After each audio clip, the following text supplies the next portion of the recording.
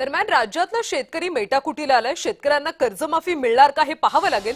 संजय राऊत यांनी शेतकरी कर्जमाफीवरून सरकारवर हल्लाबोल केला. जे तुम्हाला जमलं नाही ते फडणवीसांनी केलं असं म्हणत विरोधकांच्या भ्रमाचा भोपळा फुटलाय. कर्जमाफीला विरोध करणाऱ्या ठाकरेंना मंत्री शिरसाट यांनी टोला लगावला.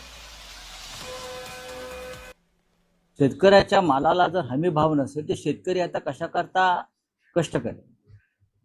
जर शेतकरी मालाचं उत्पादन करेल, मग दूध असेल, फळभाज्या असतील, अनेक गोष्टी असतील, कांदा असेल, आणि माल नाही म्हणून रस्त्यावरती आणून तो सडका माल टाकावा लागत असेल तर शेतकऱ्यांना शेतीमध्ये कष्ट का करावे, का करावे. त्याच्यामुळे हमी भाव ही नरेंद्र मोदी यांनी दिलेलं वचन आहे.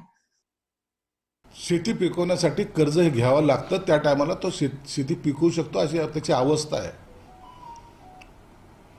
त्याच्यामध्ये जर असा पावसाचा तडाखा बसला किंवा आणखीन हवामानाचा काही परिणाम झाला, शेतकरी तुम्ही पाहत असाल मागचे चित्र एवढे विदारक होते. शेतकरी अक्षरशः अनेक शेतकऱ्यांनी आत्महत्या केलेल्या. शेतकरी त्या अडचणीतून बाहेर निघालाय का, तर त्याला दिलासा द्यायचं काम या सरकारने केलेलं आहे. म्हणून याचं तर खरं तर अभिनंदन केलं पाहिजे. परंतु त्याच्यावरच प्रतिप्रश्न विचारून मग कधी होणार, काय होणार, अरे जे तुम्हाला शक्य झालं नाही ते हे सरकार करतंय.